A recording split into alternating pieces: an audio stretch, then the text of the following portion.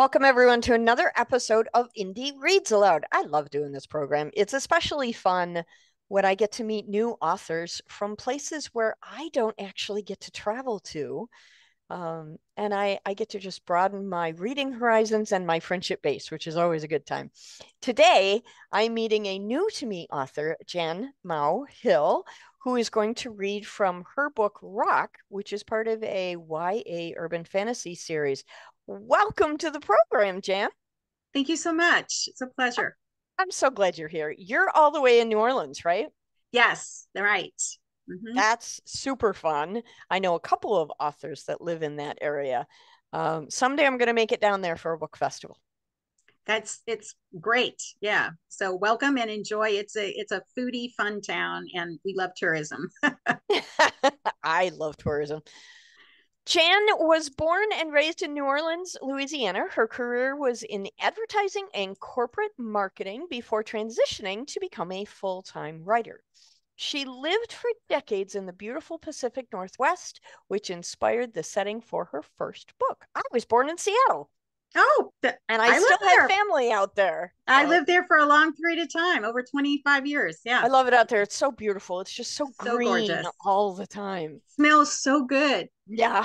I Yeah. get off the airplane and it always strikes me as hmm just being so beautiful because everything is so lush and so green. Exactly.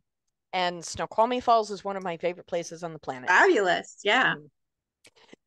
So currently, Jan is back in the Deep South where she tends to speak her mind and raise some cane, which I can definitely get behind that. Excuse me. Um, so tell me why you chose young adult as your genre of choice. I've always loved young adult fiction. Urban fantasy has always been a great pleasure of mine as well. Hunger Games, the Suzanne Collins series, it was so immersive for me, and I just loved it so much, and I just ate it up. And there is no pun in that, even though Yeah. it sounds like there is. But I just loved it so much, and it inspired me.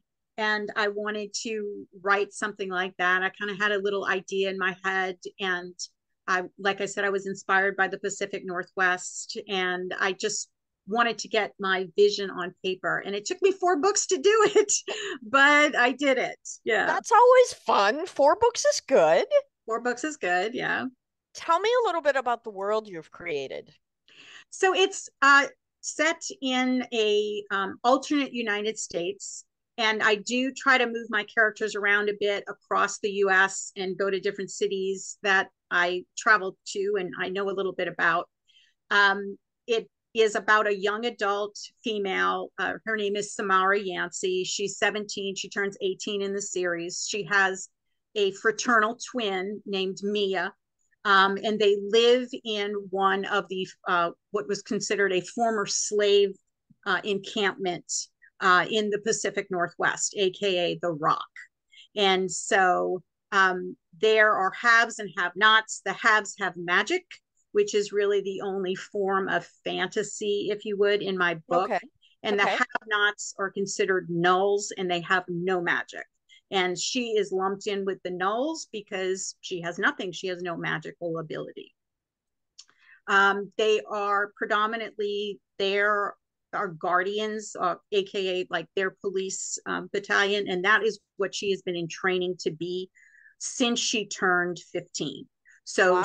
Okay. she has been in this kind of boarding school academy for years, and she has reached her graduation and things she makes a series of bad mistakes that Well, land and some self revelation I would expect as well, being at that age.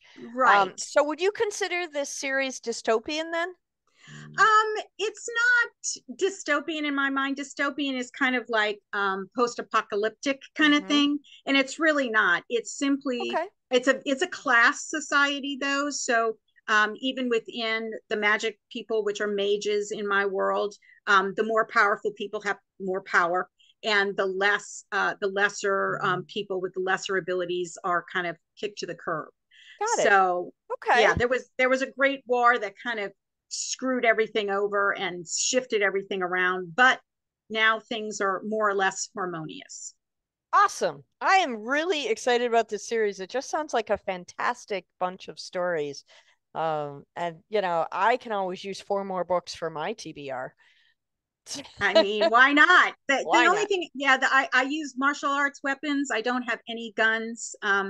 And that was intentional. So, Awesome. yeah, Yeah, we're yeah. going to talk a little bit more about that after the reading. I'm really Okay, excited to hear you read.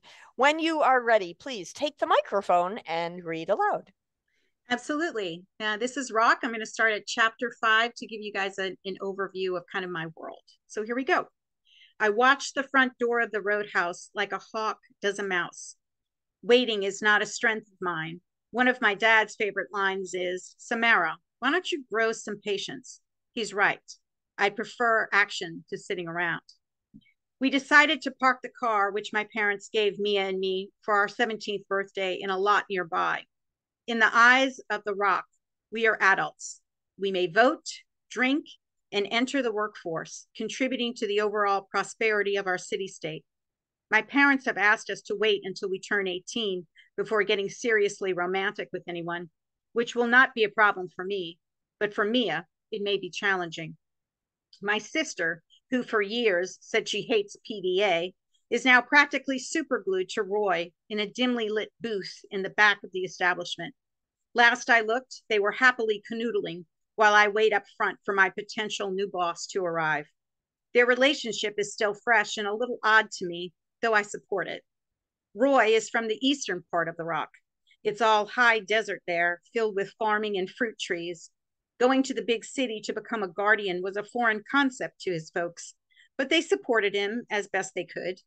He hasn't been back home in months and seems content to stay on this side of the mountains indefinitely, where he can look for a job and simultaneously date my sister. He's a big guy and not stealthy. Tired of making out with Mia?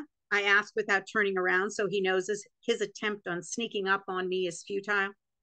Nope, that's never going to get old.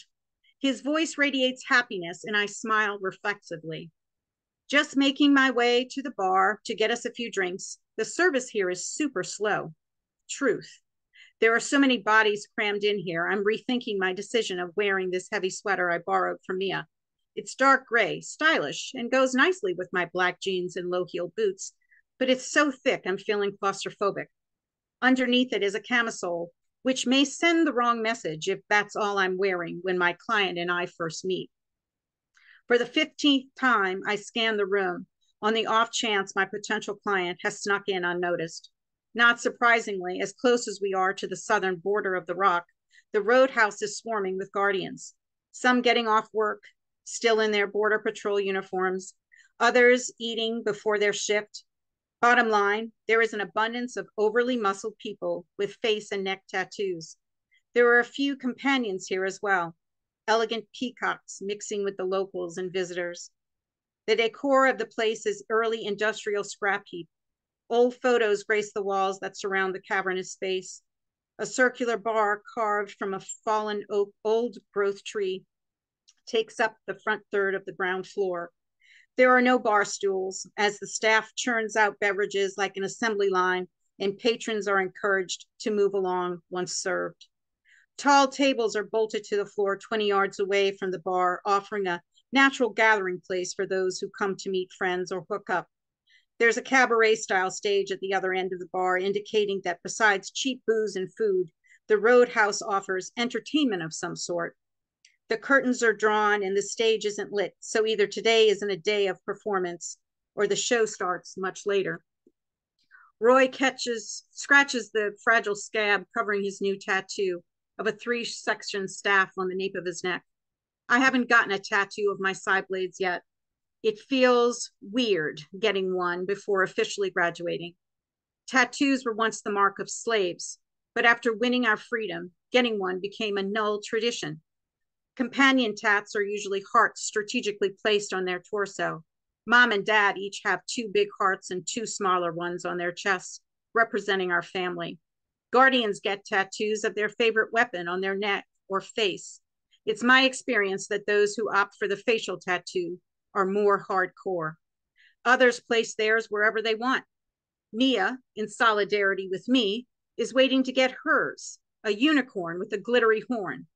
I don't know if glitter ink is a thing, but she believes it is, and I pity the person who tells her otherwise. A frown shivers through the scars on Roy's face. My parents want to meet Mia, and I'm terrified. Don't you think they'll like her? He adds a shrug to his nod. I'm sure Da will like her, but Ma will have issues. I plan to interject, but he stops me. Once Mom meets her, she'll know Mia will never settle on the east side, and I'll stay here with Mia, which means I'll seldom go back home. Ma can be kind of possessive. So she'd rather you end up with someone you don't care for as much, but who is conveniently located? Roy doesn't take offense at my snark-filled tone, knowing it's to defend my sister against anyone or anything. Ma will come around, Da will see to that, but it's the initial meeting I dread. Mia has such tender feelings. I'd hate to see her get hurt, something my mother might say. My laugh adds to the cacophony noise gathering us. Tender feelings? Are you kidding me? His look of confusion tells me he's sincere. Listen, I know she looks fluffy and weak compared to the other females you've encountered, both at the academy and growing up. But trust me when I tell you, she can handle herself just fine. His frown stays lodged in place. I blow out a puff of air as I decide how much of Mia's past love life I want to share. A few years ago, Mia was dating Chuck. Nice fella, a little flighty, but overall, an okay guy. He came from a long line of others. His parents were both scientists, and he was studying to be one himself. Chuck's family was having a barbecue, and he invited Mia to meet everyone. Minutes after arriving, she overhears chatter about our parents being former companions, implying that what they did was far beneath the highly educated likes of those in the room. After about an hour of those loud whispers, she unleashes upon them a wrath few people see. The story ends when she dumps Chuck in front of his family, then makes him leave the party to take her home. Bottom line, she is no hothouse flower. Roy's face looks like it might crack in two from the megawatt smile he flashes. He thumps me on the shoulder and heads to the bar. I roll the abused body part and feel the fine hairs on the back of my neck rise when a young, tall, athletic mage walks into the roadhouse. The rock is surrounded by magic dampeners. The higher a mage's magical ability, the more initial discomfort they feel passing through the electronic pulses of light and edging the perimeter of the city-state. It drops a mage's power down to a manageable level 1. I feel instantly that he's my guy, and I make my way toward him. He locks in on Roy and moves to intercept him. As former slaves, we're careful when dealing with descendants of those who enslaved us in the past. We nulls control everything inside the city-state, and the dampening field is our only protection from a mage's magic. It effectively levels the playing field, should a fight break out. The city-state's dampening field relay stations have been the most recent targets of the terrorists. What they hope to accomplish by taking down our only form of protection from mages has yet to be determined. This mage is maybe 20 and handsome, if you can get past the sweat dripping off his upper lip. His unfortunate condition is a side effect of having his magic level rapidly decrease. His white blonde locks indicate he is at least an 8 aptitude. Since a mage's hair is lighter in shade, the more powerful they are, unless they bleach it lighter, which rumor has it many do. Spell casting power varies by individual from 1 to 9. This doesn't change as you age. So if you're weak as a 2 as a kid, you'll stay that way. They make a big deal now after the Great War about being inclusive of less powerful mages, but the reality is strong mages marry and mate with other strong mages, creating magic-wielding dynasties. They generate psi energy from within to manipulate their magic and cast a spell. The higher their ability, the more training it takes to master their craft. Burn too much psi too fast, and a rebound effect can take place, which can land the mage in a rehab facility until they recover. While power may vary, the type of magic that can be generated comes in only three varieties: transport, seer, and combat. The vast majority of mages are transport, who move people or objects from one place to another. The stronger you are, the bigger loads you can move. Transport mages ensure all of the infrastructure on the mainland functions properly. They generate and store power on a central grid and draw on it for everything from transport pods to lights in their homes. Seers are fragile. I suppose that's part of the downside of being able to see into the future. Stronger seers typically have government jobs like judges or lawyers.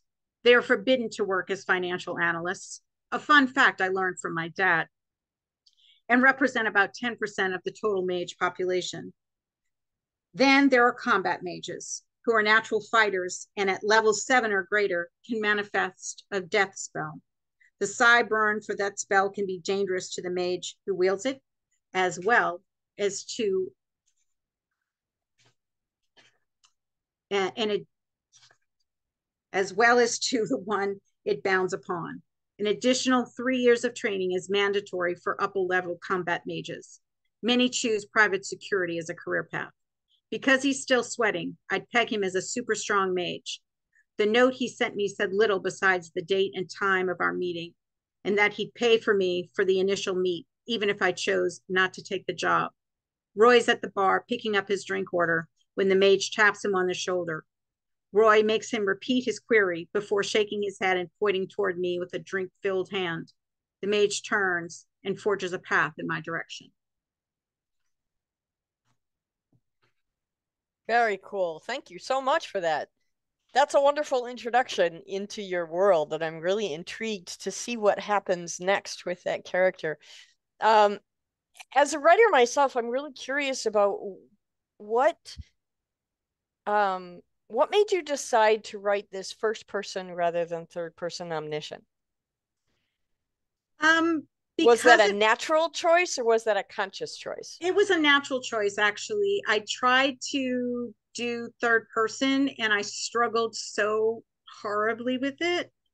And then I did first and it just kind of flowed.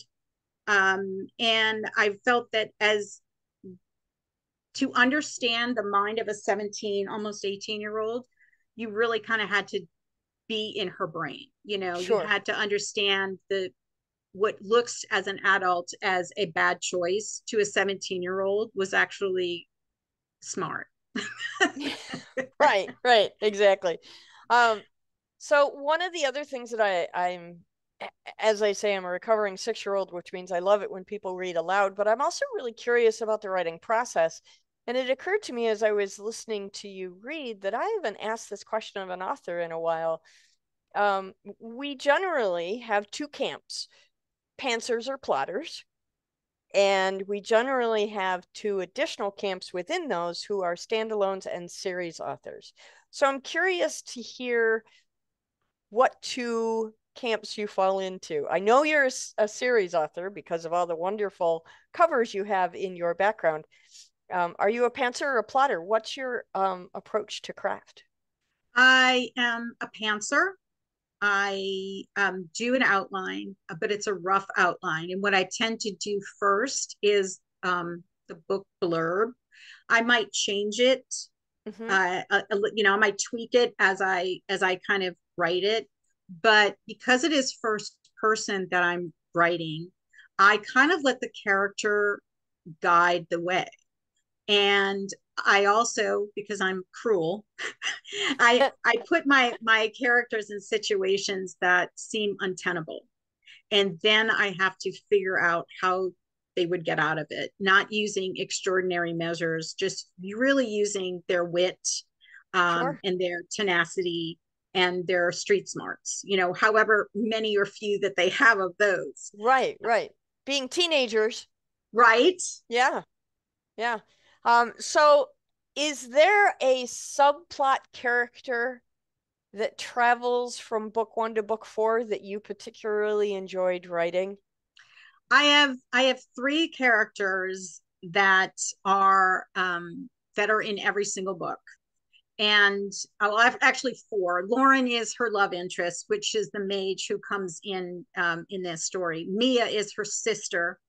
And this is really also a sister story, as well as it is this independent main character who's trying to, find herself.